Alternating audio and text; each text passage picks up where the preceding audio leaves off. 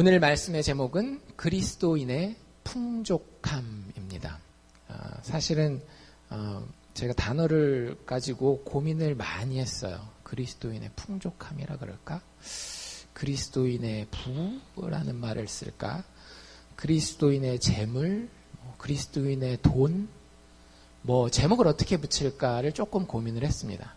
뭔 얘기를 하려는지 좀 아시겠죠? 풍족함이나 부나 재물이나 돈.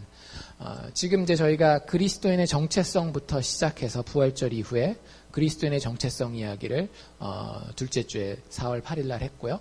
그 다음에 지난주에 그리스도인의 7일이나 지난 걸 자꾸 물어봅니까? 그리스도인의 영향력에 대해서 했고, 오늘은 그리스도인의 풍성함에 대해서 이야기를 합니다. 지난주 설교하고 이번 주 설교는 릭 워렌이라고 하는 저기 캘리포니아에 가면 세르백 교회라고 하는 유명한 그 교회가 있어요. 그 교회 목사님이 했던 설교에 대해서 제가 여러분들에게 소개해주는 부분이라고 생각하시면 되고, 사실은 저한테도 굉장히 큰 영향을 미쳤던, 저에게 한 15년 전에 저를 미국에 오게 한 설교였다라고 보시면 돼요. 이 두 편의 설교가. 그래서 여러분들에게 그리스도인으로서 여러분들이 가진 영향력과 또 여러분들이 가진 풍족함. 영어로는 이게 사실은 비슷하거든요. 영향력은 영어로 influence잖아요. 풍족함은 영어로 affluence라고 하는 단어를 써요. 그래서 The Stewardship of Influence가 지난주 설교의 제목이고요. 이번 주 설교의 제목은 The Stewardship of Affluence. 우리가 가진 풍족함에 대해서 우리가 같이 이야기를 나누려고 하는데, 단지 그 리거렌 목사님이라는 목사님만의 말은 아니에요. 성경에 보면 사실은 돈에 대한 이야기가 굉장히 많이 나와 있습니다. 우리는 성경은 굉장히 영적인 책일 것이다 라는 잘못된 생각을 가지고 있는데요. 성경은 굉장히 실질적인 책이에요.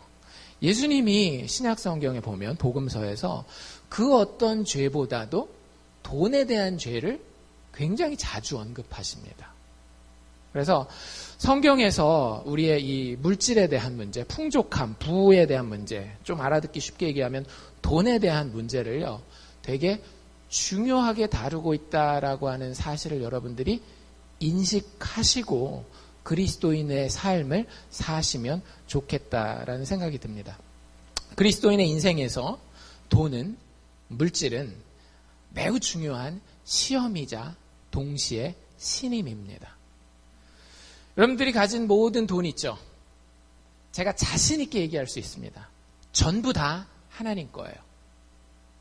다시 한번, 여러분들 억울하실 수도 있지만 성경의 선언은 아주 분명합니다. 여러분 통장에 10불을 가지고 있건 10만 불을 가지고 있건 100만 불을 가지고 있건, 여러분들이 가지고 있는 재산이 얼마나 많건, 차가 어떤 차이건, 집이 어떤 사이즈의 집이건 상관없이 우리가 가지고 있는 모든 물질은 하나님 것입니다. 여러분들, 이게 인정이 돼야 믿음의 사람인 거예요. 우리가 믿는 믿음의 내용이 뭡니까? 온 우주 만물을 누가 지으셨어요? 하나님이 지으셨어요. 그럼 그거 다 누구 거예요? 하나님 거예요. 우리가 지금 내 손에 쥐고 있고 내 통장에 두고 있고 내가 누리면서 살고 있는 집은요, 내 거라고 생각하지만 여러분들 다 렌트하신 거예요. 길어야 100년 렌트하신 겁니다. 통장에 있는 돈도 대개 100년 렌트도 못 하잖아요. 여러분들이 가진 모든 것들은, 여러분들이 하나님을 믿는다라고 얘기를 하면은요, 억울하다라고 생각하는 것과 다르게 팩트가 뭐냐면, 사실이 뭐냐면 그건 다 하나님 거라는 거예요. 근데 하나님 것임에도 불구하고 하나님이 어떻게 하셨어요? 우리에게 주셨어요. 왜요? 아까 두 가지 얘기했죠. 우리를 시험해 보시기 위해서. 근데 여기서 시험은 우리를 넘어뜨리고 망가뜨리는 것이 아니라 이 돈을 우리가 다뤄보는 것을 통해서, 하나님이 나에게 뭔가를 주셨을 때에 그걸 어떻게 해야 되는구나를 훈련하고 그 가운데 내가 하나님의 자녀로서 성장하기 위한 시험이 되는 거예요. 여러분들 성경에 보면 많은 돈에 대한 비유가 이렇게 끝나는 거 아세요? 너희가 작은 것에 충성하였으니 내가 크고 놀라운 것으로 영원히 너희에게 맡기겠노라. 이런 이야기가 많이 나오거든요. 그러니까 이 땅에서 우리가 다루는 재물은 사실은 시험이 맞는 거예요. 내게 아닌데 하나님이 한번 줘보고 그것을 통해서 우리가 훈련받고 제대로 성장하면 하나님이 그 성장한 그릇만큼 우리에게 영원한 더 큰 것으로 우리에게 주시기 위한 시험이고요. 두 번째는 시험이면서 동시에 신임이에요. 영어로 트러스트라는 단어를 쓰잖아요. 여러분들 돈을 누구한테 이렇게 줍니까? 빌려준다라고 해봅시다. 누구한테 빌려줄 수 있어요? 믿지 못하는 사람, 이거 못 갚을 것 같은데, 안 갚을 것 같은데, 이런 사람한테 돈 줄 수 있어요, 없어요? 못 주죠. 그 피 같은 돈을 어떻게 줘요? 이게 내가 이 사람이 다시 돌려줄 것이다, 다시 갚을 것이다라는 믿음이 있을 때 그 사람한테 물질을, 재물을, 자동차를 빌려주는 거예요. 우리가 가진 물질도 똑같다라고 하는 거예요. 하나님이 우리를 믿을만하게 여겨주셔서 우리가 얼마를 가지고 있건 무슨 물건을 어떤 집을 가지고 있건 우리에게 주신 겁니다. 그러니까 여러분들 내가 뭔가를 누리고 있고 소유하고 있을 때 뭐라고 생각하셔야 되는가 하면 하나님이 이 못난 나도 참 믿어주셨구나. 이런 생각이 여러분들에게 있어야 돼요. 돈을 가지고 자랑하고 이러기보다는 참 고마운 마음이 우리에게 있어야 되는 겁니다. 하나님이 우리를 믿어주신 거예요. 신임하신 거예요. 그래서 물질이라고 하는 것은 뭐 돈뿐만 아니라 우리가 가진 어떤 물건까지도 다 포함해서 물질이라고 하는 것은 그리스도인의 삶의 시험이자 신임입니다. 이걸 우리가 정확하게 알고 있어야 되고요. 근데 쉽지 않은 시험이라고 하는 사실을 알고 있어야 돼요. 오죽하면 오늘 우리가 읽은 잠언 30장에 나와 있는 이 기도문이거든요. 7절에서 9절까지 기도문. 솔로몬이 아니라 아굴이라고 하는 사람이 쓴 기도문입니다. 이 기도문이 뭐에 대해서 기도하고 있는지 보셨어요? 두 가지를 기도하고 있죠. 그렇죠? 하나는 뭐냐면 자기 성품에 대한 거예요. 내가 거짓말하지 아니하고 헛된 것에 빠지지 아니하고 정말로 의미 있는 것에 진실하게 내 인생의 태도를 두기를 원합니다. 이게 첫 번째 기도 제목이고요. 그러니까 기도 50%가 성품에 대한 거예요. 나머지 50%는 뭘까요? 사실은 분량으로 보면 50%가 넘어요. 줄수로 이렇게 단어수로 따지면. 나머지 50%는 뭐에 대한 기도냐 하면 돈에 대한 기도예요. 그렇죠? 그렇게 나와 있어요. 여러분들 아까 읽은 거 다시 한번 이렇게 돌이켜서 보면 돈에 대한 기도인데 우리가 하는 돈에 대한 기도랑은 조금 달라요. 그 핵심이 뭐냐 하면 하나님한테 저에게 너무 가난하게도 마시고 너무 부자가 되게도 마셔서 우리에게 필요한 양식만을 주십시오. 내가 배부르면 하나님을 모른다. 여호와가 누구냐 할 것 같고 또 너무 가난하면 막 도적질하고 사기치고 그래가지고 하나님의 이름을 욕되게 할까 두렵습니다. 가난하게도 마시고 부하게도 마시고 이거 다 뭐에 대한 기도라고요? 돈에 대한 기도라고요. 그러니까 아굴이 지혜에 있는 자로서 이 기도가 잠언에 실리게 되는 이유는 뭐냐면요. 우리의 인생을 살아갈 때에 사실은 절반 이상의 시험은 물질, 소유와 관련돼서 우리에게 올 수 있다라고 하는 거예요. 우리가 이걸 건강하게 잘 겪으면 하나님께서 복에 복을 더하시겠지만 우리가 이것을 건강하게 겪어내지 못하면 하나님이 우리에게 주신 것 때문에 우리의 삶이 오히려 더 팍팍하고 힘들고 하나님 닮지 못한 참 어려운 삶이 될 수도 있기 때문에 성경은 우리에게 여러 이런 잠언 30장에 나와 있는 아굴의 기도를 비롯한 여러 부분을 통해서 중요한 문제라고 믿음의 사람들에게 돈의 문제가 굉장히 중요한 문제라고 하는 것을 강조하고 있습니다. 이 이야기 말고도요. 우리 장로교육 하실 때 그 당회원들은 같이 공부하셨지만 누가복음에 가면 참 재밌는 이야기가 하나 나와 있어요. 시간이 되신 분들은 집에 가서 누가복음 16장을 한번 찾아보십시오. 거기 보면 보통 제목은 이렇게 알려져 있는데 옳지 않은 청지기의 비유라는 이야기가 나옵니다. 청지기는 좀 쉽게 얘기하면 매니저예요. 여러분들 가게 하시는 분들은 가게에 매니저들이 있으시죠. 근데 이 매니저를 어떤 부자가 자기 그 사업이나 살림을 하는데 그 매니저를 맡겨놨는데 나중에 장부를 체크해 보니까 어땠는가 하면 이 매니저가 슬쩍 돈에 손을 댄 거예요. 그러니까 여러분들 당연히 어떻게 하셔야 되겠어요? 잘라야 되겠죠. 근데 바로 자르지는 않고요. 기간을 줘요. 뭐 2weeks 노티스를 준다든지 해가지고 기간을 좀 줍니다. 너 나랑 장부 다시 대조할 거고 나 그 결과를 알고 있거든. 그 결과 너 잘릴 거야. 그러니까 그날 대비해서 장부 다 준비해놔. 얘기를 딱 해놓은 상황입니다. 이 매니저가 아주 악한 매니저였잖아요. 주인 돈에 손을 댈 정도면 얼마나 나쁜 매니저겠어요. 근데 이 매니저가 곧 그 잘리기 직전까지 자기한테 주어진 시간 있잖아요. 몇 주가 될런지 모르겠지만 그 기간 동안에 한 일이 있습니다. 뭘 했을까요? 주인한테 빚진 사람들을 다 불러요. 그래서 딱 빚졌는데 예를 들면 우리 현금으로 얘기를 해봅시다. 당신 우리 주인한테 얼마 빚졌습니까? 10,000불 빚졌습니다. 그러면은 그 증서 있잖아요. 그 차용증 딱 가지고 와서 10,000불 지우개로 지우고 5,000불 이렇게 막 깎아주는 거예요. 그러니까 자기 돈도 아니지만 어쨌든 돈을 쓴 거죠. 5,000불을 쓴 거예요. 주인 돈을. 그 다음 사람, 당신은 얼마 빚졌습니까? 800불 빚졌는데, 1,000불 빚졌는데, 그러면 그건 800불로 합시다 해가지고 이렇게 다 고쳐줬어요. 그래서 여러 사람을 고쳐줬는데, 이 매니저가, 이 나쁜 놈의 매니저죠. 이 나쁜 매니저가 그렇게 한 이유가 있어요. 거기, 우리가 그거 읽으면서 우리 장로님들 이렇게 허허 웃었는데 거기 정확하게 뭐라고 나와 있는가 하면, 내가 나가서 땅을 파자니 힘이 없고, 빌어먹자니 부끄럽고 창피하고, 내가 이 잘리기 전에 뭔가 이 주인의 돈을 가지고 뭔가 머리를 잘 써서 해야 되겠다라고 생각해낸 방법이 이거예요. 그래서 내가 그 사람들 돈 깎아주면 이제 주인한테 잘리면은 밖에 나가서 삽질도 못하지 구걸도 못하지 이제 어떻게 하면 되는 거예요? 자기가 돈 깎아준 사람들한테 가서 하룻밤만 재워줘. 나 사업해야 되는데 뭐 1,000불만 좀 보태줘. 이런 얘기를 하겠다라는 거예요. 주인이 그걸 알았거든요. 주인이 그걸 알고 뭐라고 얘기를 했을까요? 착한 놈, 나쁜 놈? 나쁜 놈이죠. 주인 돈 지금까지 이렇게 훔쳐먹은 것도 나쁜 일이었는데 게다가 막판에 가는 순간까지 주인 돈에다가 지금 손을 대고 있는 거 아니에요. 나쁜 놈이라고 얘기는 해요.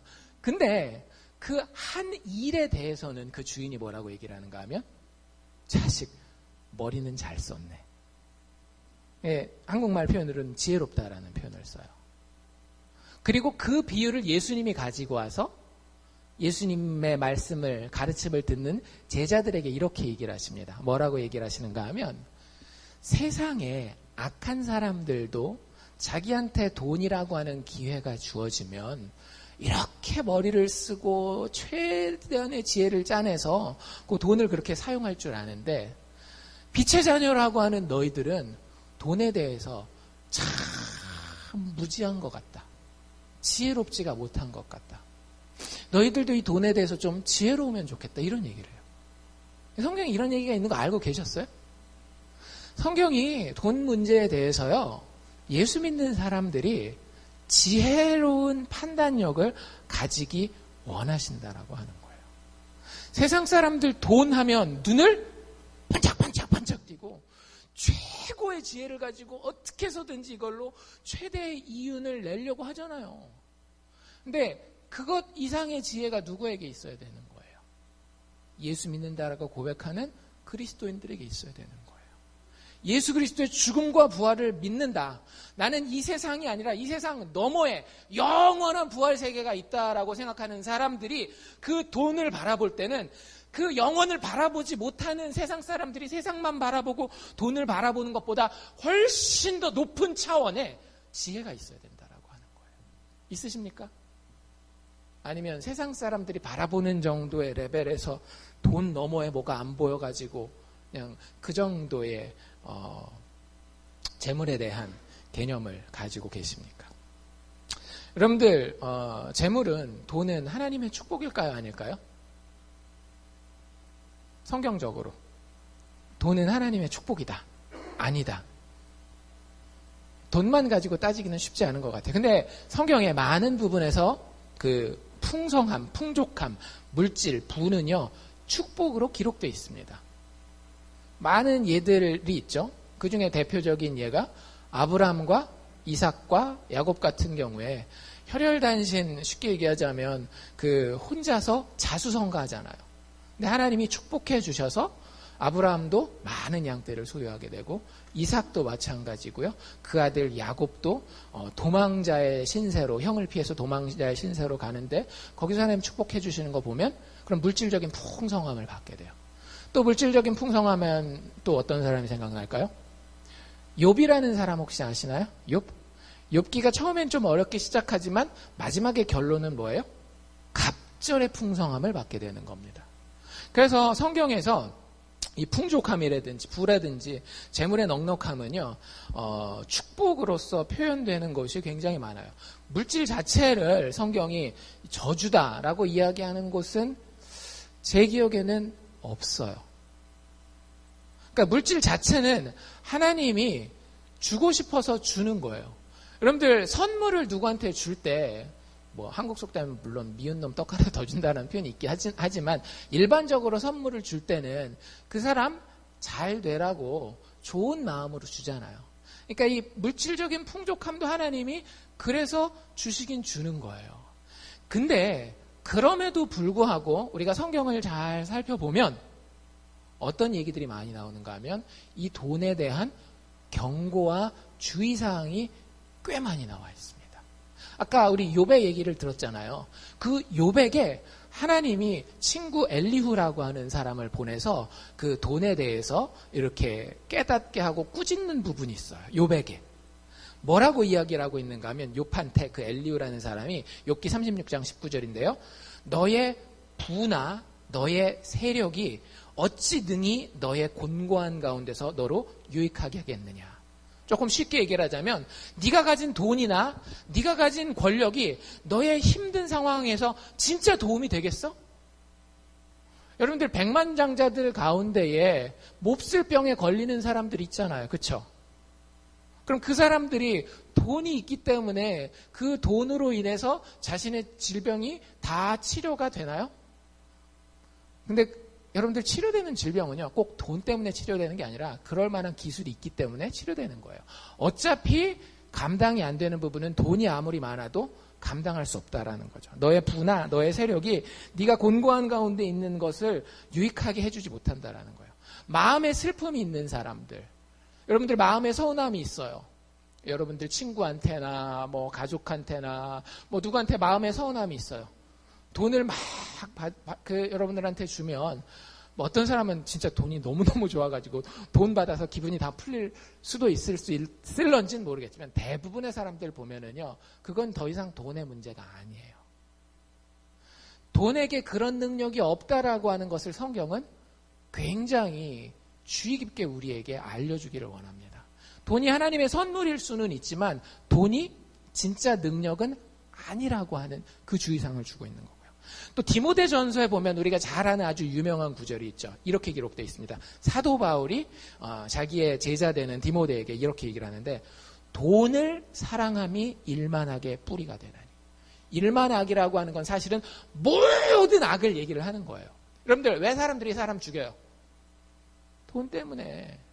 왜 사람들이 사기쳐요? 돈 때문에. 많은 경우에 진짜 거의 일만악이요, 돈을 사랑하면서 시작되는 거예요.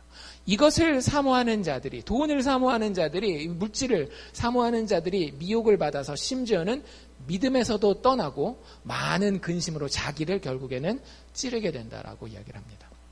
여기서도 우리가 주의 깊게 봐야 되는 것은 돈이 일만하게 뿌리라고 얘기하지 않았어요. 그렇죠? 돈이 아니라 일만하게 뿌리는 뭐라고요? 돈을 사랑함이. 그러니까 돈은 하나님이 우리에게 주실 수 있는 좋은 것일 수 있어요. 근데 문제는 아까 욥기에 나왔던 것처럼 그 돈이 내 인생의 진짜 능력이라고 생각한다든지, 아니면 그 돈에 지나치게 마음이 팔려서 돈을 사랑하게 된다든지, 이랬을 때에 하나님은 그런 것에 대해서 굉장히 신중하게 우리에게 경고하고 있다라고 하는 거죠. 또 누가복음 12장 15절에는 이런 말도 나와 있는데요. 저희에게 이르시되 삼가 모든 탐심을, 이 욕심이죠. 더 가지기 원하는 one more, 하나 더, 100불 더, 1000불 더, 10,000불 더, 이런 이 모든 탐심을 물리치라. 예수님이 하시는 말씀이에요. 사람의 생명이 그 소유에 넉넉한 데 있지 아니하니라. 여러분들, 우리의 생명은요, 우리가 진짜 사는 것처럼 사는 것. 여기서 생명, 단지 육신의 생명만 얘기를 하는 게 아니에요. 정말 사는 것처럼 하나님의 형상과 하나님의 영광으로 참 사는 것답게 사는 그 생명은요, 사람의 소유에 넉넉한 데 있지 않다라고 하는 거예요. 왜 예수님이 이렇게 경고했을까요? 대부분의 사람들은 뭐라고 생각하기 때문에? 생명이 소유에 넉넉한 데 있는 것으로 생각하잖아요. 우리 돈 없으면 가끔 이런 상황들 보지 않나요? 죽을 것 같아. 돈이 갑자기 떨어졌어요. 여러분들 그런 경험을 해보신 분들도 혹시 있지 않나요? 죽을 것 같아. 큰일이 났어. 근데 성경이 우리가 그런 마음을, 그런 생각을 가지고 있는 것을 알기 때문에 신약, 구약, 사도, 예수님 가리지 않고 이 돈에 대해서 돈은 절대 그 자리를 차지할 수 없어 라고 이야기하고 있는 거예요. 근데 현대인들이 이 고대 성경시대 사람들보다 더 크고 어려운 이 돈에 대한, 재물에 대한 시험 상황 가운데 있습니다. 그거 알고 계셔야 돼요. 여러분들은 100년 전, 200년 전에 있었던 사람들보다 훨씬 더 어려운 시험을 지금 겪고 있어요. 돈이라고 하는 부분에 대해서. 그때는요, 가난하고 배고프고 못 먹으면 그런 줄 알았어요. 그렇지 않나요?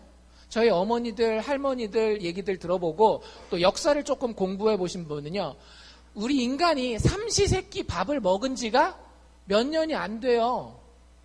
우리는 그게 많아가지고 다이어트도 하고 끼니도 거르고 하지만 옛날에는 삼시세끼를 제대로 먹는 것들은 귀족이나 왕족들이나 이거였지, 보통 민간인들이, 우리 같은 사람들이 하루에 3끼를 챙겨 먹는 것은요, 진짜 한 100년, 200년이 채 안 돼요. 여러분들 역사를 한번 공부해 보십시오. 근데 그 사람들은 그게 그런 줄 알고 살았어요. 근데 여러분들은 어때요? 여러분들 이렇게 한번 상상해 보십시오. 여러분들이 지금 리틀락 알칸사, 리틀락 벗어나서 핫스프링스에 사시는 분들도 있긴 한데 자동차가 없어요. 자동차가 없어요. 살 수 있겠습니까? 없겠습니까? 거의 우리 못 살아요. 자동차 교회 와야 되는데 컨웨이에서 여기까지, 핫스프링스에서 여기까지 며칠 전에 출발하셔야 되죠. 최소한 하루 전에는 출발하셔야 될 거예요. 못 산다라고 생각해요. 우리는 자동차는 necessity, 필수품이라고 생각해요. 근데 여러분들 이 리틀락을 여러분들이 차 타고 돌아다니실 때 자세히 한번 보세요. 하나는 버스 정류장을 좀 보시고요. 또 하나는 길을 걸어 다니는 사람들을 보세요. 그 사람들 차가 있을까요? 없을까요? 차 없어요. 차가 없어서 2시간씩, 3시간씩 버스 기다리고 다운타운까지 차 타고 가요. 퇴근할 때도 마찬가지예요. 우리는 없으면 죽을 것 같은 그거 없이 사는 사람들이 있어요. 멀리 말고 우리 동네에. 그리고 여러분들 선교지라든지 이런 그 비영리단체 아프리카 같은 데서 봉사하는 사람들 보면은요, 우리는 이 물 마시잖아요. 이거 집까지 배달도 해주죠. 근데 그 사람들은요, 이 물, 깨끗하지도 않은 물 받으러 가는데 한나절 갔다가 한나절 돌아와요. 한 3-4시간 걸어갔다가 3-4시간 걸어오는 거예요. 근데 우리는 이 물 없으면 난리 나잖아요. 제 드리고 싶은 얘기가 뭐냐면, 우리는 당연히 많은 부를 가져야지만 내가 제대로 인간답게 살 수 있다라고 생각해요. 여러분들 이거 착각이에요. 물질이, 재물이 우리에게 줄 수 있는 것들이 있지만요, 우리가 생각하는 것만큼 그렇게 많은 것을 우리에게 가져다 주지 않습니다. 리거렌 목사님이 그래서 이 3가지 함정을 피하라라고 얘기를 했는데요. 잘 들어보십시오. 첫 번째 함정은 뭐냐면, 더 많은 부는 나를 더 행복하게 만들 것이다. 그쵸?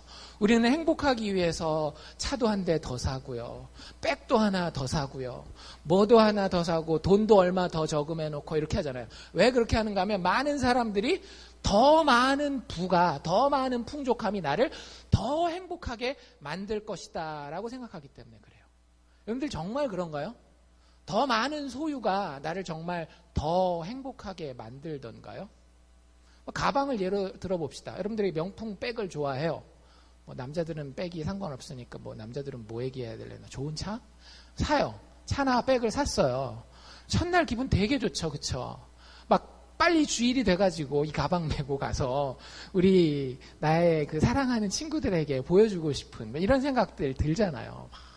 근데 그 가방이나 그 차가 처음에는 냄새만 맡아도 너무 좋아요. 새 차 냄새 막. 근데 한 달 지나고 6개월 지나고 1년 지나고 하면 어때요? 진짜 그 차 때문에 그렇게 계속 행복하신가요? 나는 이 차를 사서 3년 지났는데 아직도 너무너무 행복해. 대부분 3년 정도 지나면 이 차는 골칫거리가 되죠. 어디 한 군데씩 고장나기 시작하고 고치는데 돈 들어가기 시작하고 처음에 가졌던 그 설레임이 행복함이 서서히 사라지는 것을 볼 수 있습니다. 여러분들 인간이 행복한 것은요. 새로운 것. 그것 때문에 행복한 거예요. 돈도요. 내가 그때까지 가져보지 못한 양의 돈을 가졌기 때문에 그게 막 마음 뿌듯하고 좋은 거지.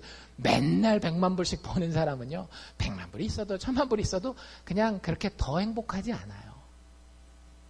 아시겠어요? 더 많은 소유가 나를 행복하게 하는 것이 아니라 사실은 다른 것들이 나를 행복하게 하는 거예요. 그게 그 리고렌 목사님 말씀대로 하면 이유가 이거예요. 여러분들 물건들은요. 소유물들은요. 변해요. 이게 가치도 변하고 실질적인 그 뭐라 그래야 될까 겉모양도 달아가고 하면서 변해요. 아니 그대로예요. 죄송합니다. 이 물건들은 거기에 특별히 움직일 만한 게 없어요. 조금씩 닳고 그러긴 하지만. 근데 변하는 건 뭐냐면 우리 인간의 마음이에요. 마음은 계속 변해요. 오늘은 이 차가 마음에 들었었는데 1년 후에는 저 차가 마음에 드는 거예요. 내가 왜 1년 전에 빨간 차를 샀을까? 그때 하얀 차를 샀었어야 되는데. 사람에 대해서도 마찬가지고요. 여러 가지 이 물건들은 그냥 그 자리에 있는데 내가 계속 변하는 거예요. 그래서 소유는요. 절대 우리가 더 많이 가진다고 우리를 더 행복하게 만들어줄 수 없어요. 네, 많은 사람들은 그 함정에 빠진다라고 하는 게 첫 번째 함정. 두 번째 함정은 뭐냐면요. 돈에 대해서 사람들이 이렇게 생각해요. 더 많은 부는 나를 더 중요하게 만들 것이다.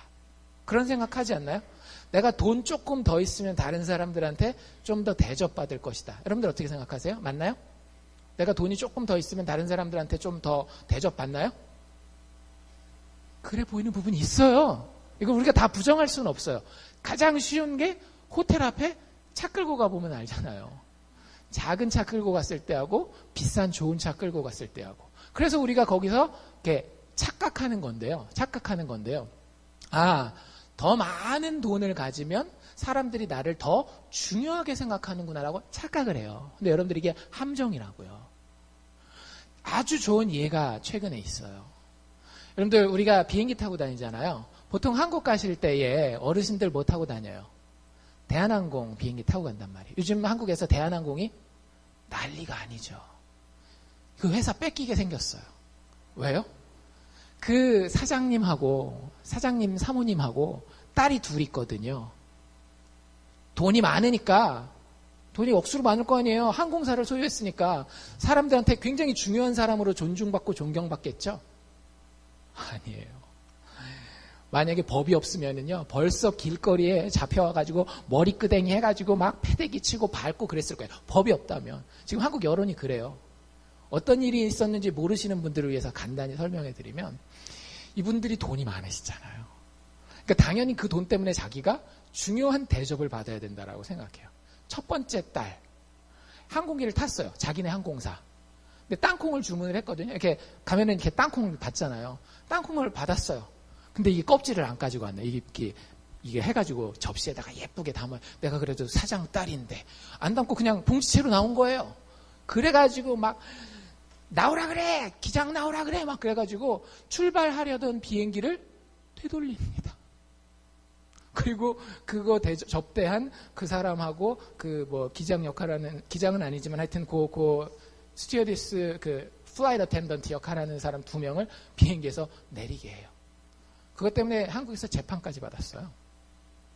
근데 그분이 이제 좀 얌전한가 했더니 며칠 전에 한 2주 전이죠. 그 여동생 되시는 분이 아버지가 또 부자니까 우리 딸 사장님 소리 들으라고 회사를 하나 해줬어요. 광고 회사. 근데 자기가 광고를 전공한 것도 아니고 하니까 광고를 만들 때는 자기 회사에서 만드는 것도 있지만 다른 회사에다가 외주를 주는 거예요. 그럼 이제 광고 만든 걸 가지고 와서 보고를 할 거 아니에요. 딱 보고 이렇게 새우 눈 뜨고 막 보고 있다가 물병을 갖다가 막 패드기 치면서 이따위로 광고 만들어가지고 우리 회사에서 돈 받으려 그래? 막 이러면서 어떤 때는 막 펜 던져가지고 펜 촉이 막 튀어가지고 막 사람 맞기도 하고 막 이랬대요. 흔히 얘기하는 전형적인 갑질인 거죠. 그 어머니도 만만치 않더라고요. 대한항공 그 라운지 있잖아요. 거기서 국인가 뭔가가 요리가 좀 식어서 나왔는데 접시 바닥에다가 팍 내팽개치면서 내가 그래도 사장 사모님인데 니들이 이렇게밖에 대접을 안 해. 결국 그 요리사는 관뒀대요. 굉장히 존경받겠죠. 돈 많으니까. 아주 중요한 인물들로. 절대 그러지 못해요. 여러분들 사람이 중요하다라고 대접받는 것은요. 돈 때문에 그 대접받는 거 아니에요. 여러분들 부자 중에도 존경받는 사람이 있고 지탄받는 사람이 있고요. 가난한 사람 중에도 존경받는 사람이 있고 지탄받는 사람이 있는 겁니다. 돈이 그걸 결정하는 게 아니라는 걸 아셔야 돼요.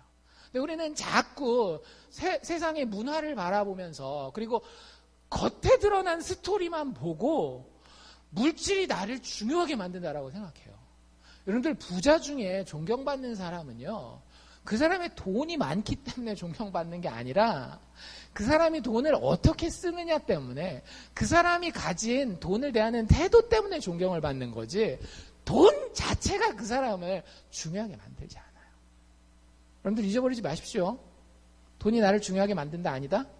아니다. 과감하게 아니다라고 여러분들 이야기하셔야 돼요. 성경의 가르침이 똑같아요. 우리 조금 이따 더 자세히 보겠지만 더 많은 분은 나를 더 행복하게 만들지 못합니다. 더 많은 분은 나를 더 중요하게 만들지도 못해요.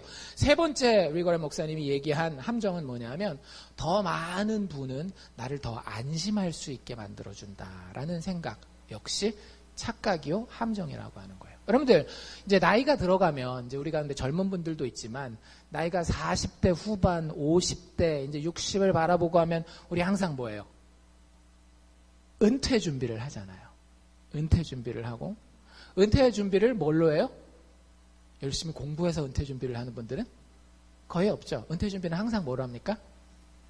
돈으로 해요. 현실이에요. 나쁜 건 아니에요. 그것 자체가 죄는 아닙니다.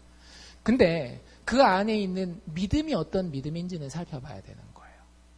근데 세상의 믿음은 어때요? 더 많은 돈이 있으면 내가 더 많이 안전할 것이다. 안심해도 된다. 돈은 나를 지켜줄 것이다 라는 생각을 해요.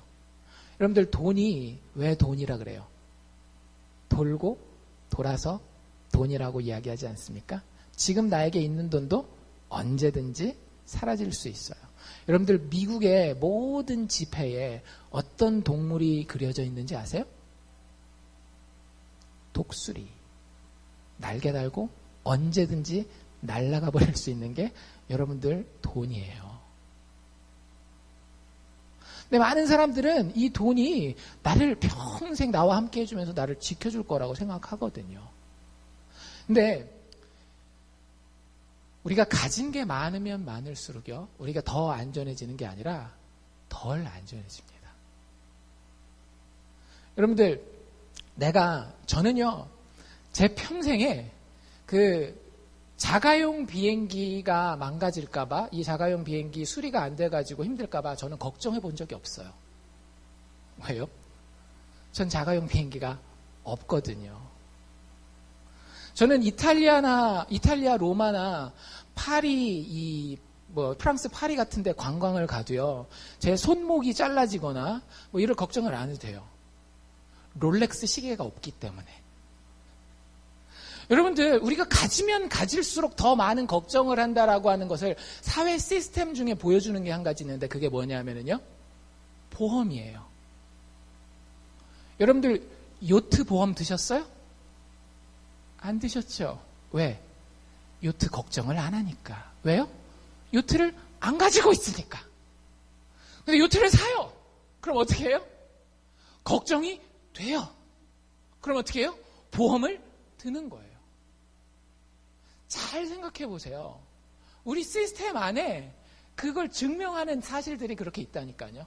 돈은 우리를 더 안전하게 만드는 것이 아니라 사실은 많은 소유물들은 우리에게 더 많은 걱정거리들을 가져다 준다라고 하는 거예요. 근데 우리는 자꾸 이 함정들에 빠지는 거죠. 세상에 겉에 드러난 모습만 보고 돈이 나를 더 행복하게 만들 것이다. 돈이 나를 더 중요하게 만들 것이다. 돈이 나를 더 안심하게 만들어줄 것이다. No.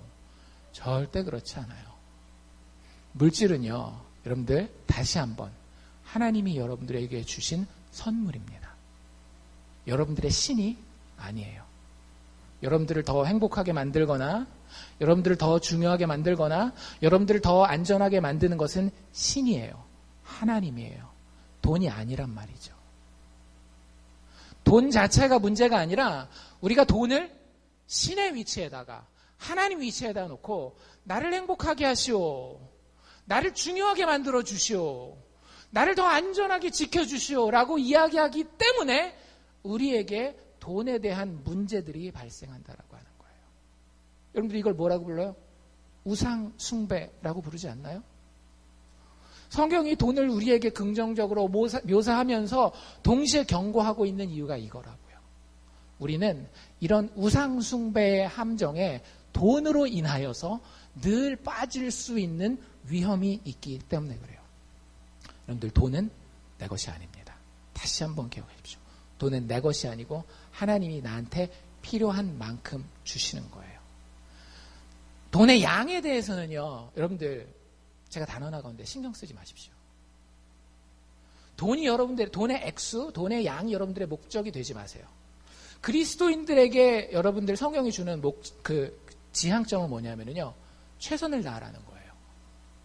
진짜 한번 하나님이 주신 재능을 가지고, 하나님이 주신 시간을 가지고, 하나님이 주신 환경들을 가지고 죽을 것 같이 노력해 보라는 거예요. 그리고 나서 하나님이 주시면 그거 가지고 만족하세요. 여러분들 그럴 각오가 돼 있습니까? 하나님이 여러분들에게 너는 청소하는 일로 평생을 살 거야. 근데 그것을 통해서 내가 아주 크게 영광 받을 거야. 여러분들 뭐라고 대답하실래요? 하나님이 진짜로 여러분들 귀에 너무나 선명하게 너는 평생을 건물 청소하면서 살 거야. 근데 그것을 통해서 내가 아주 큰 영광을 받을 거야. 분명하게 여러분들의 귀에 들려줘요. 여러분들 어떻게 하시겠어요? 사실 현대 이전에 이런 물질적인 풍요를 경험하기 전에 많은 과거의 믿음의 선배들은요, 그 음성에 겸손하게 응답했던 경우들이 많이 있습니다. 근데 현대에는요, 가면 갈수록 그런 믿음을 찾아보기가 쉽지 않아요. 여러분들도 지금 당장 진짜 그 음성을 들었다라고 생각해 보세요. 너는 평생 청소부야.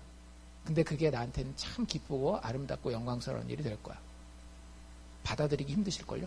여러분들, 그 미국 대륙에 목회자들이 엄청 부족한 거 아세요? 목사님들의 숫자가 절대적으로 부족해요.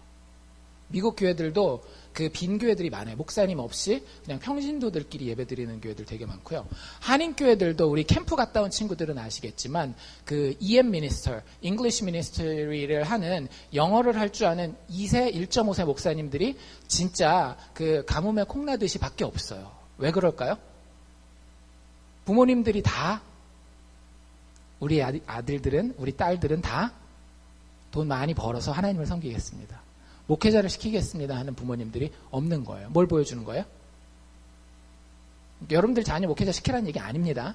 근데 뭘 보여주고 있는 건가 하면 전체적인 추세를 이야기를 하는 거예요. 현대를 살고 있는 현대인들, 특별히 본인을 크리스찬이라고 얘기하는 사람들이 돈에 굉장히 깊게 긍정적이기보다는 약간은 부정적인 모습으로 연루되어 있는 현실을 보여주는 거예요. 저를 포함해서. 저도 지금 당장 저희 아이들이 돈을 많이 벌 수 있는 옵션과 돈을 굉장히 적게 버는 옵션이 있다라고 한다면 하나님이 나에게 그런 콜링을 주셨어요. 저는 여기로 가겠습니다라고 얘기하면 하나님 앞에 깊이 기도를 해보게 될 것 같아요. 혹시 저 아이가 잘못 들은 거 아닙니까? 뭐 이런 해보게 될 것 같아요. 근데 그러면서 저 스스로도 느끼는 게 뭐냐면 성경이 돈 얘기를 많이 하는 이유가 있구나. 우리가 그만큼 물질에 약하구나. 참 취약한 존재구나.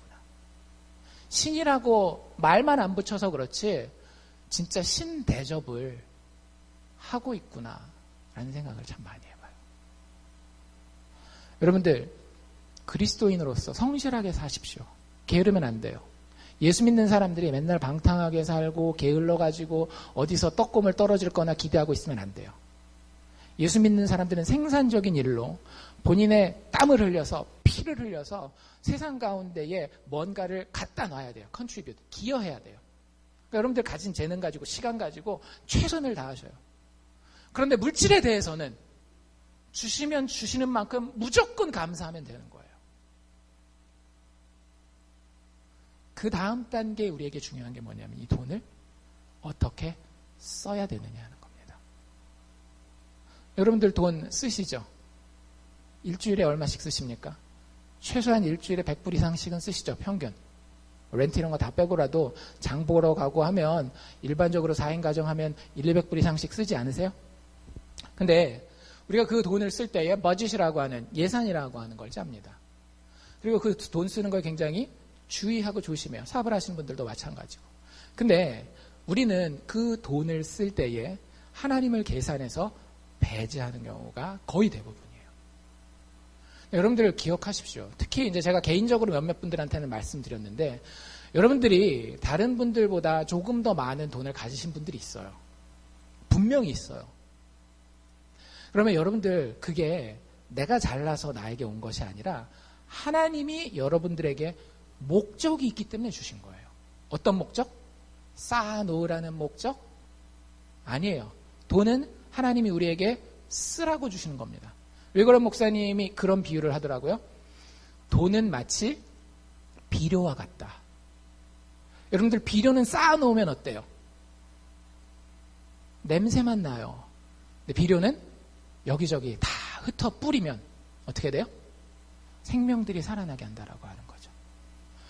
여러분들 우리 가운데에 하나님이 허락하셔서 많은 돈을 가지게 된, 뭐 여기서 많다라고 하는 게 뭐 빌 게이츠나 워렌 버핏에다가 비교하는 건 아니지만 그래도 나름 어느 정도의 물질을 하나님이 풍성하게 가지게 하신다라고 하면은요, 거기에는 쓰시기 위한 목적이 있는 거예요. 그래서 여러분들 가지신 분들은요, 지금부터 이 숙제를 하십시오. 하나님이 이 돈 어떻게 쓰기를 원하실까? 쓰는 거에 대해서 고민하셔야 됩니다. 버는 건 아까 얘기한 것처럼 여러분들 걱정하지 않아도 돼요. 그냥 노력만 하시면 돼요. 하나님의 뜻을 믿고 하나님의 그 거룩한 성품과 정직한 성품을 가지고 열심히 일하기만 하면 돼요. 근데 받은 것에 대해서는요, 우리가 지혜롭게 생각을 해야 됩니다. 어떻게 써야 되는지. 첫 번째, 여러분들 그리스도인의 바른 재물 사용 방법은요, 첫 번째, 나를 위해서 써야 됩니다.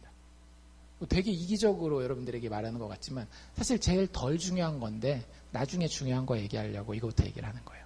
여러분들 나를 위해서 돈 쓰십시오. 쓰는 게 맞아요. 근데 그 기준이 있다라는 걸 아셔야 돼요. 여러분들 나를 위하여 쓰는 돈의 기준이 뭘까요? 성경적인 기준이. 아까 우리가 읽은 데 있어요. 제가 다시 한번 읽어드릴게요. 잠언 30장 8절 말씀인데요. 이 사람이 기도할 때 이렇게 기도했죠. 나로 가난하게도 마옵시고 부하게도 마옵시고 오직 필요한 양식으로 내게 먹이시옵소서. 내가 나의 돈을 쓰는데 뭘 위해서 쓰는 거예요? 필요한 양식. 어제 이제 이 설교를 준비하면서 많은 토론과 고민을 했어요. 예수 믿는 사람이 정말로 필요한 양식만을 위해서 돈을 써야 되느냐? 아니면 이걸 어떻게 우리가 받아들여야 되느냐? 우리는 뭘 늘 이 부분에 가면 죄인이 될 수밖에 없느냐, 이런 고민들을 되게 많이 했거든요. 그러니까 여러분들만 그런 고민하는 게 아니에요. 목사도 똑같은 인간이기 때문에 똑같이 돈을 써야 되는 사람이기 때문에 같은 고민을 해요. 어제 성경 통역 준비하고 하면서 둘이서 열심히 토론을 했어요. 근데 성경에 보면 이게 사실은 같은 표현이 예수님이 우리에게 가르쳐준 기도문에도 나오죠. 뭐라고 돼 있어요? 재물에 대한 기도가 나와요. 근데 뭐라고 얘기를 하는가 하면 일용할 양식을 달라고 기도합니다. 여러분들 성경은 우리 믿음의 사람, 예수 믿는 사람에게 율법적으로 다가오지 않습니다. 필요한 양식이 한 달에 몇백 불이야. 딱 이렇게 정해지지 않아요. 이건 사람의 형편마다 다 다른 거예요. 어떤 사람은 한 달에 일용할 양식이 내가 나를 위해서 써야 되는 돈이 뭐 한 400불 정도, 500불 정도 되는 경우도 있고요. 어떤 사람은 나의 일용할 양식을 위해서 써야 되는 그 금액이 좀 더 커서 뭐 한 1, 2천 불이 될 수도 있어요.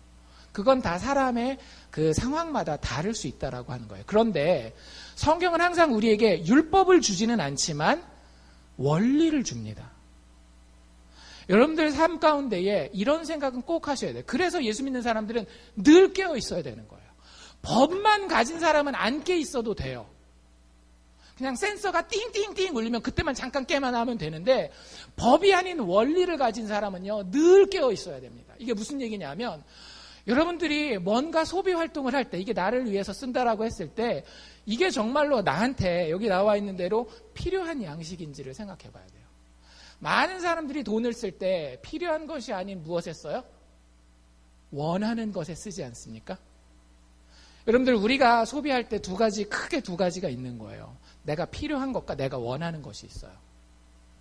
근데 많은 경우에 우리는 지나치게 어느 쪽에 많이 쓰는가 하면 내가 원하는 것에 지나치게 많은 부분을 두는 경우가 있다라고 하는 거죠.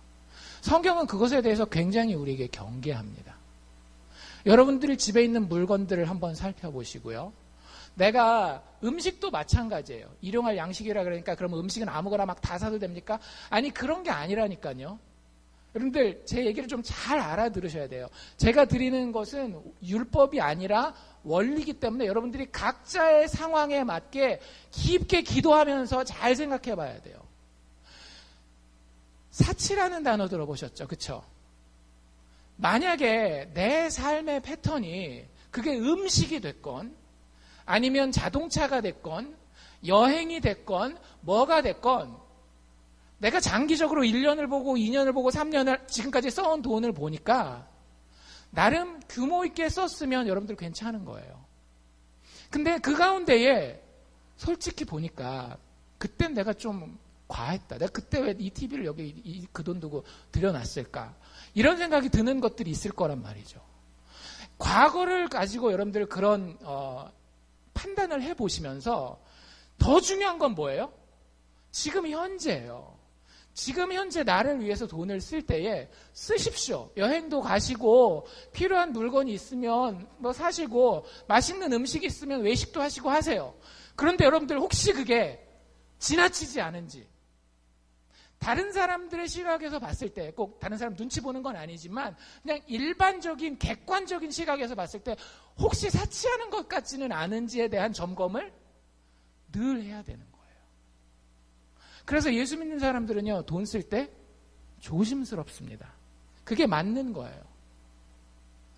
돈을 나를 위해서 쓰시되 나에게 필요한 양식을 위해서 쓰시라고요. 그리고 그건 율법으로 몇백 불, 몇천 불 정해놓는 것이 아니라 내가 늘 하나님 앞에 내 양심을 가지고 가서 만나는 거예요. 하나님 내가 이거 지나치게 욕심 부리는 겁니까? 내가 이거면 더 의미 있는 곳에 이 돈을 쓸 수도 있는데 진짜 나의 만족만을 위해서 혹시 이 귀한 하나님이 나에게 선물로 주신 물질을 소비하고 있는 것이 아닙니까를 늘 점검해야 된다고요. 늘. 아무리 작은 돈이라도 아무리 큰 돈이라도. 그게 우리가 돈을 나를 위해서 쓰는 방법이에요. 두 번째 여러분들 그리스도인으로서 바르게 재물을 쓰는 곳은 어딘가 하면 하나님을 사랑하는 데에 여러분들 돈을 쓰셔야 됩니다. 딱 생각나는 단어가 뭐예요? 헌금. 헌금도 하나님을 사랑하는 데 여러분들이 쓰는 돈일 수 있어요. 근데 여러분들 하나님 그렇게 작은 분 아니에요. 하나님이 여러분들이 헌금을 안 내면 가난해서 우리에게 헌금하라 그러는 거예요? 아니죠. 제가 뭐 소그룹이라든지 이런 데서는 몇 번 말씀드리잖아요. 돈 한 푼 없이도 하나님은 부요한 분이시라고. 하나님의 일은 우리가 돈을 얼마나 하나님 앞에 바쳤느냐 안 바쳤느냐에 의해서 결정되는 게 아니라고. 헌금 이야기를 하는 게 아닙니다. 여러분들 하나님을 사랑하는 데에 돈을 쓰십시오라고 하는 부분에 대해서 역시 깊게 이게 도대체 뭘 이야기하나 성경적인 의미를 생각해 보셔야 돼요. 누가복음 12장에 가면 한 가지 재미있는 비유가 나와요. 그 비유의 제목은 어리석은 부자의 비유입니다. 이 부자가 농사꾼이었거든요. 농사를 지었는데 지을 때마다 농사가 너무너무 잘 되는 거예요. 그럼 이제 지금처럼 우리는 많이 벌면 어떻게 하면 돼요? 은행에 숫자만 늘리면 되잖아요. 근데 그때는 그게 아니잖아요. 농사꾼이니까 많이 벌면 벌수록 어떻게 하는 거예요? 창고에다가 쌓아 놓아야 되는데 몇 년 동안 계속 이게 막 재산이 올라가다 보니까 창고가 어떻게 됐어요? 비좁아졌어요. 그래서 이 사람이 고민하기 시작합니다.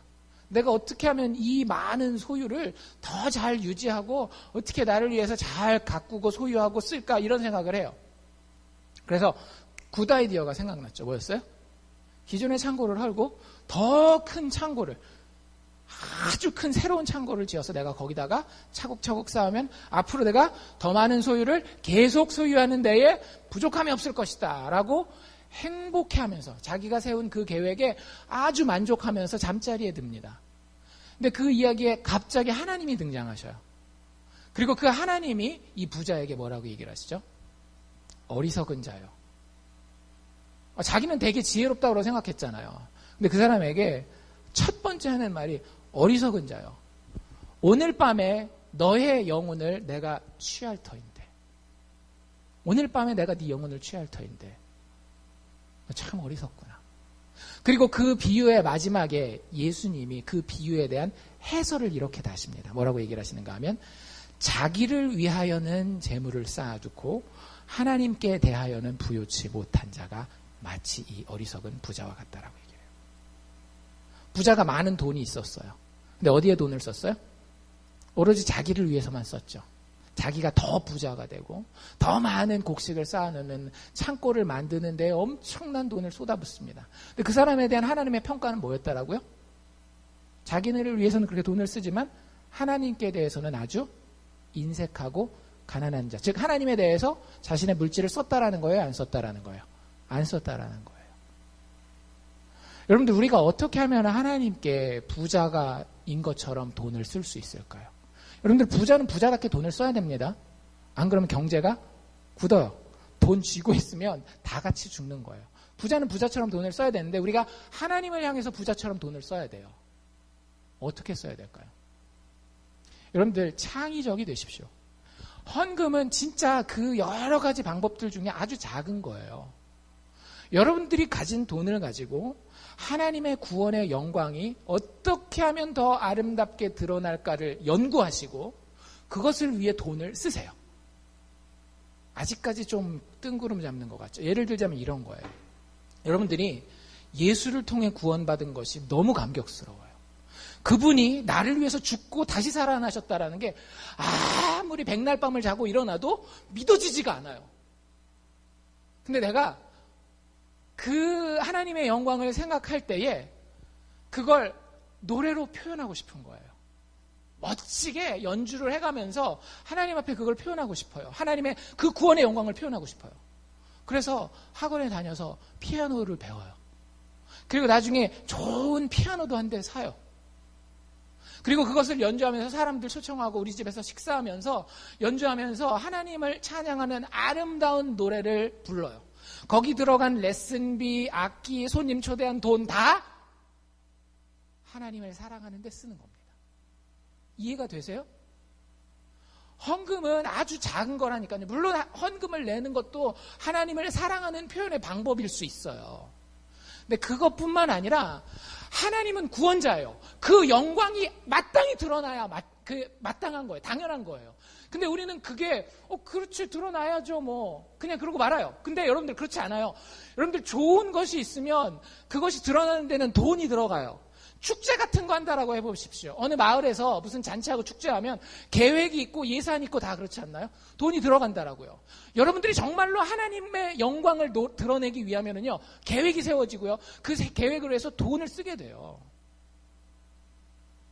여러분들 그게 뭔지 생각해 보십시오. 때로는 그게 교회 공동체가 같이 하는 일일 수도 있어요. 뭐 전도 대잔치를 하는 걸 수도 있고, 아니면 교회 내에서 우리가 하나님의 이름을 영광을 드러내는 특별 어떤 행사가 될 수도 있고, 그럼 그런 것들 돈이 든단 말이에요. 우리 VBS 같은 경우도 그런 돈이 꽤 들어가거든요. 그럼 그런 것들을 위해서 돈을 쓰는 거예요.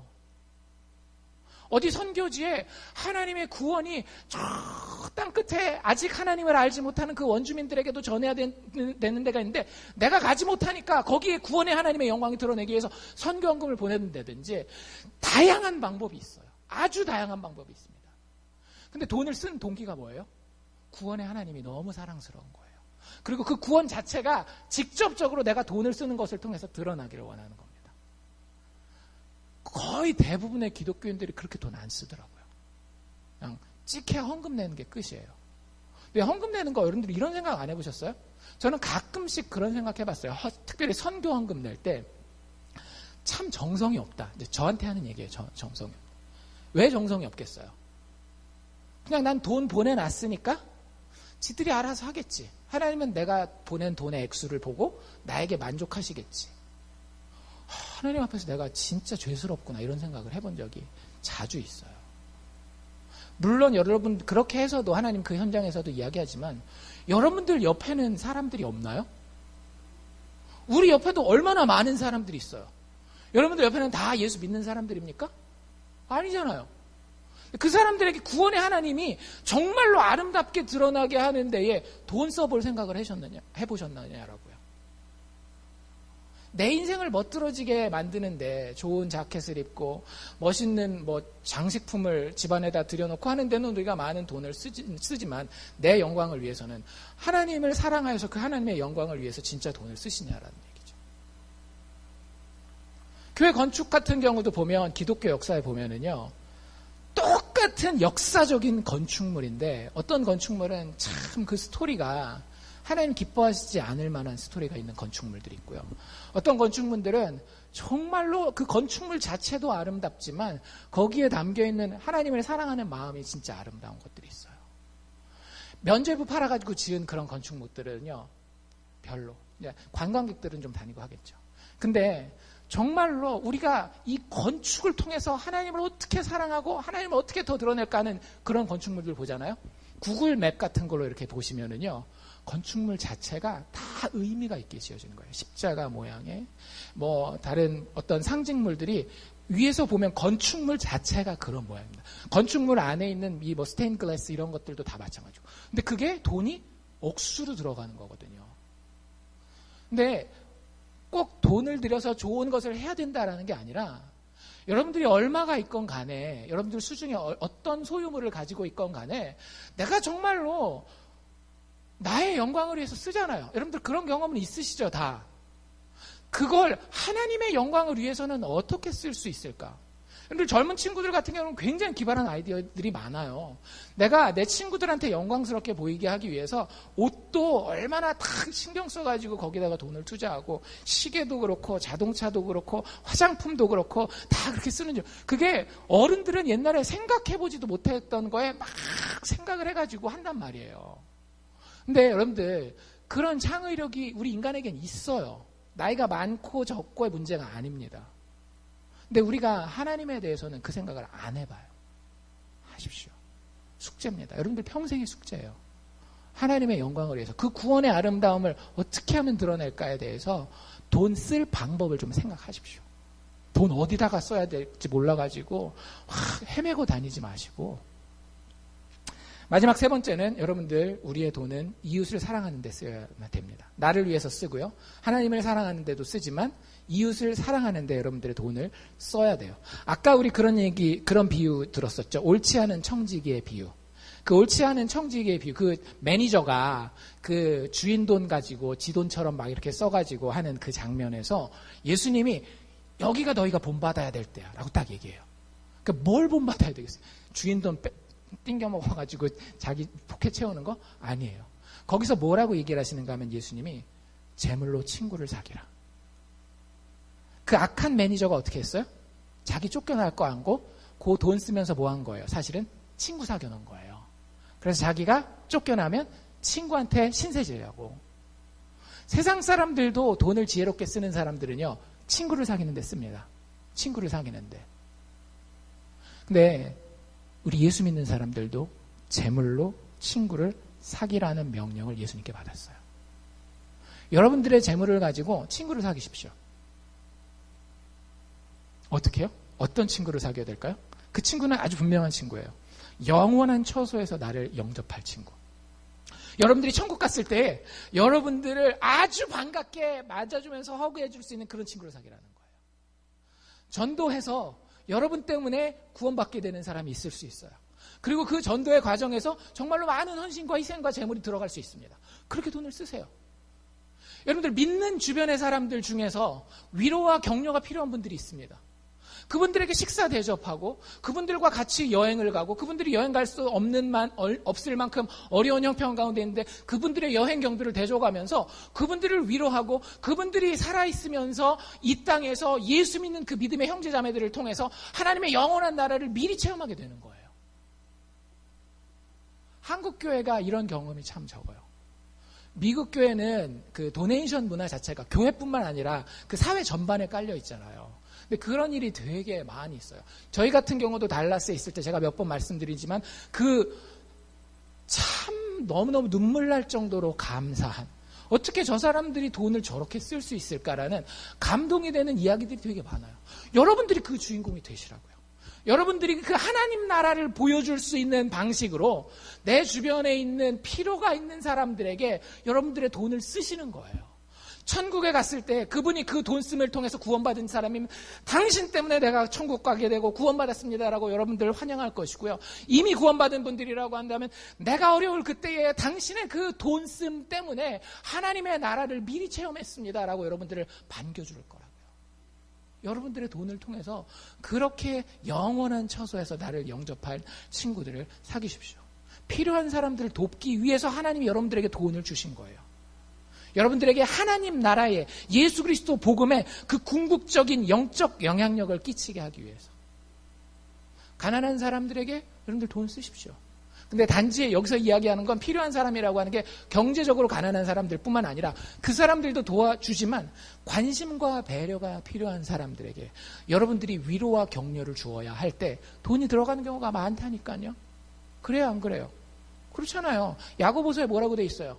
어떤 사람이 가난한데 그 가난한 사람 보고 야, 너 가난하냐? 등 따숩게 하고 배부르게 해라. 말만 하는 거는 아무 쓸데없는 거라고 얘기하지 않던가요? 마치 그것을 뭐에다가 비유하고 있어요? 행함이 없는 믿음이다. 하나님이 우리에게 돈 주셨습니다라는 믿음이 있으면 우리가 하나님이 주신 줄 알고 하나님의 방법대로 쓰는 믿음의 실천이 있어야 되는 거 아닐까요? 내가 많이 가져서만 하는 게 아닙니다. 여러분들. 여러분들이 적게 가져서도 우리 중에 삼시세끼를 밥 굶는 사람은 없잖아요. 반찬 하나를 해서 우리 집 가난하지만 한 젓가락씩 우리 식구들 덜 먹고 지금 저렇게 힘들고 어려운 형편 가운데 있는 사람 내가 그 반찬 하는 수고라도 좀 덜어줘야 되겠다. 이런 생각으로 거기 들어가는 돈이 있을 거 아니에요. 뭐 5불이 될 수도 있고 10불이 될 수도 있고 그렇게 돈을 쓰시는 거예요. 여러분들 아시겠어요? 예수 믿는 사람은요, 돈이 하나님의 테스트요, 하나님의 시험이요, 하나님의 신임입니다. 내 것이 아니고 하나님 것이고, 그리고 하나님의 목적대로 써야 된다라고 하는 거예요. 성경을 이렇게 쭉 읽으면 우리가 한 가지 돈에 대해 이상한 점을 발견하게 돼요. 그게 뭐냐면 신약 성경으로 넘어와서 돈에 대한 이야기가 좀 많이 달라집니다. 아까 제가 예를 든 그 경제적으로 축복을 받은 많은 사람들이 있었잖아요. 아브라함, 이삭, 야곱, 욥 뭐 이런 사람들. 근데 그 사람들이 다 어떤 사람들인가 하면 구약 성경에 나온 사람들이에요.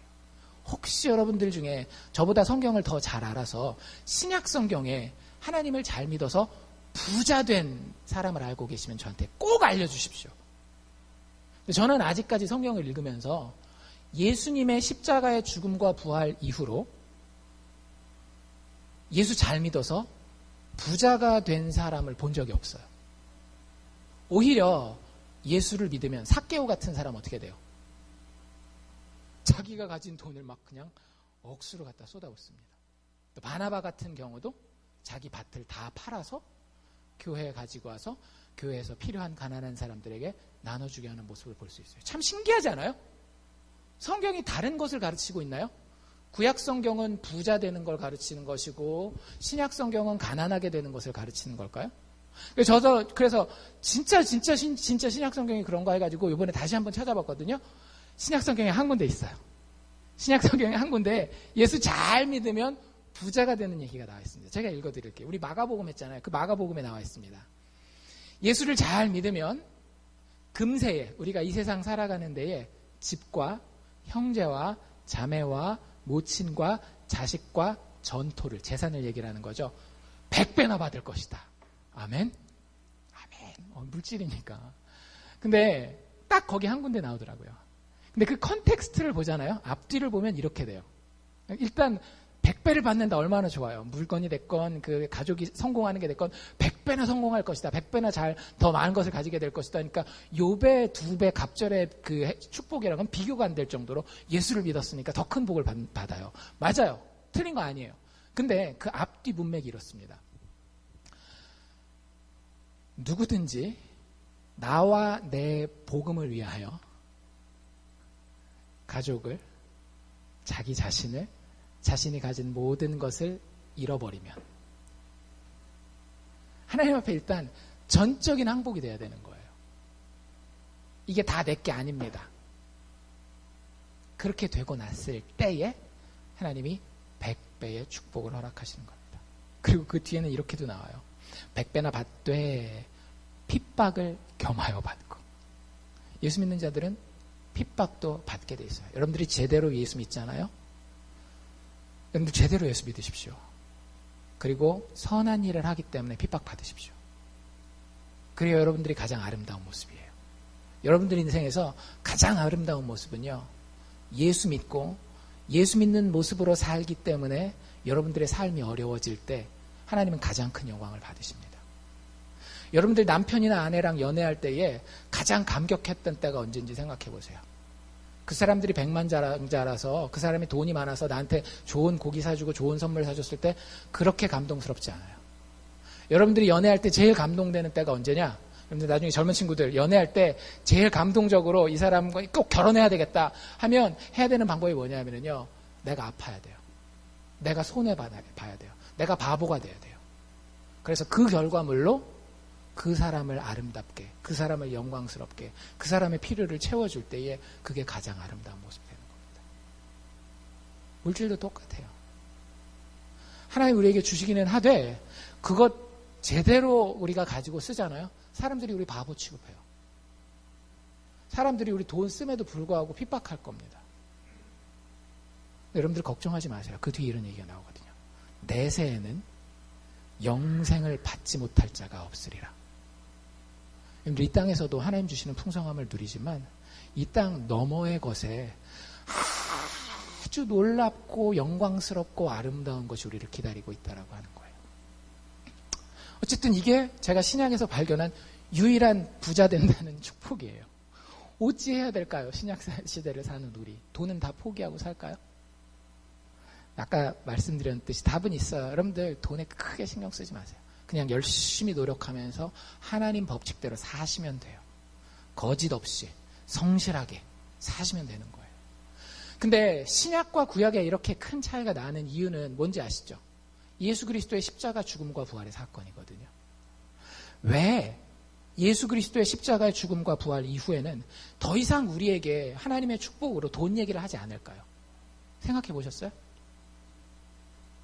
돈이랑은 비교할 수 없는 보물이 우리에게 주어졌기 때문에 그래요. 여러분들 제가 저희 교회의 많은 분들과 이런저런 대화를 나누잖아요. 가끔씩 기도가 더 되는 경우들이 있어요. 어떤 경우인가 하면은요, 그리스도가 별로 보물이 아니구나 이분에게는. 그리스도가 주는 재물이 그리스도가 주는 성공이, 그리스도가 주는 어떤 행복이 이분에게는 참 큰 보물이구나. 그리스도는 별로 큰 보물이 아니구나. 근데 여러분들 그거 쉽게 합니다. 쉽게 알아요. 제가 여러분들이랑 대화를 꽤 나눠본 분들이 있잖아요. 그런 분들 가운데에 저한테 예수님 얘기 한 번도 안 하신 분들도 있어요. 잘 생각해 보십시오. 내 얘기인가? 예수님이 나는 너무 좋아요.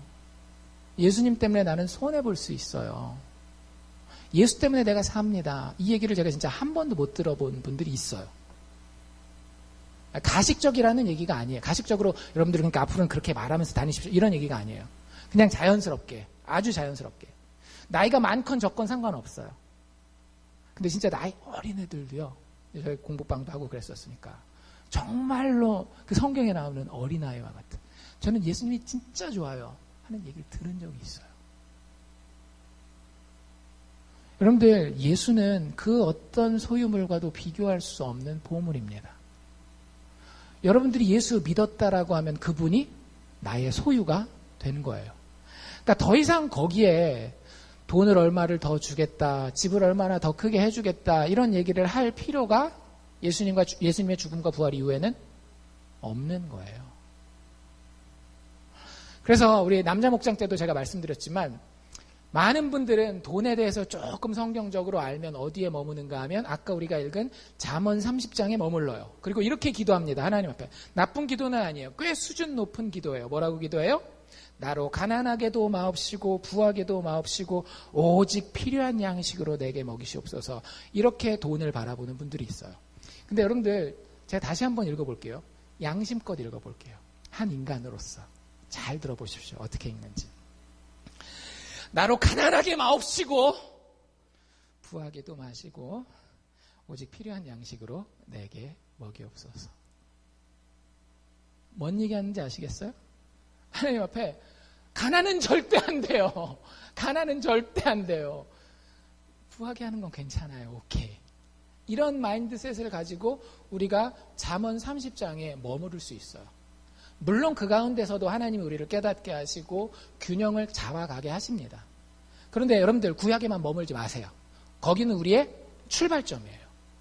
결국 우리는 예수 그리스도의 죽음과 부활 이후를 살아야 됩니다. 부활의 능력으로 살아야 된다라고 얘기하잖아요. 지금 부활절 이후에 계속 이 얘기를 하는 거란 말이에요.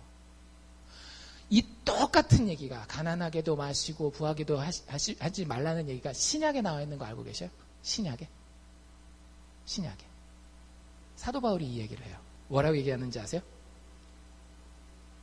내게 능력 주시는 자 안에서 모든 것을 할 수 있느니라.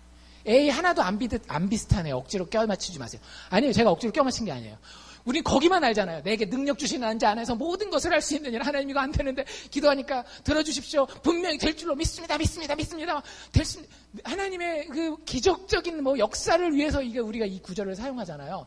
아니에요. 사도 바울이 이 얘기를 빌립보 교회 성도들에게 하거든요. 그 컨텍스트가 뭐냐면 내가 가난함에도 처할 줄 알고 부함에도 처할 줄 알아. 똑같죠.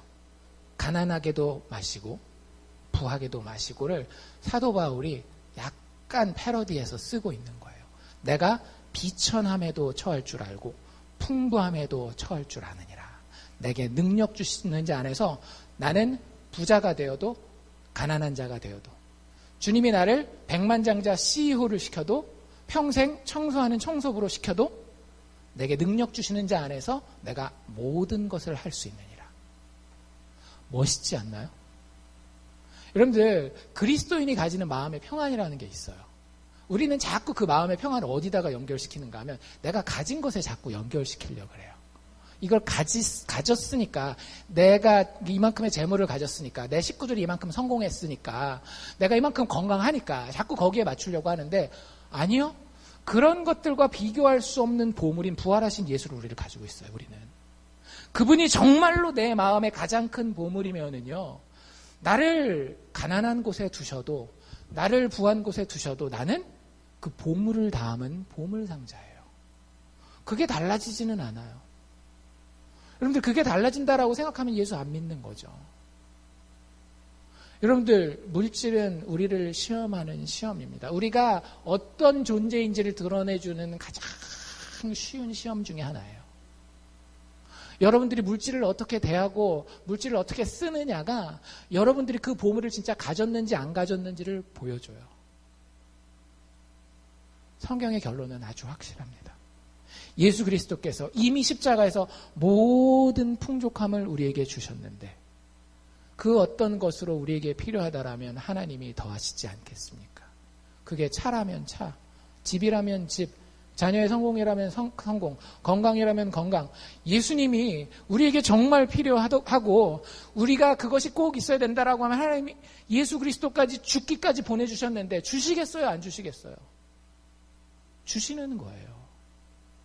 그렇기 때문에 지금 당장 내가 가난에 처했다 할지라도 부요함에 처했다 할지라도 어떤 상황이든지 하나님 나는 상관없습니다. 내게 능력 주시는 그리스도의 부활 능력 안에서 나는 모든 것을 할 수 있습니다. 라고 고백하게 되는 겁니다. 우리 사랑의 교회 예수를 믿는다라고 고백하는 모든 분들이 사도 바울과 같은 재물에 대한 물질에 대한 풍족함에 대한 고백을 하실 수 있기를 주의 이름으로 축원합니다. 기도합시다.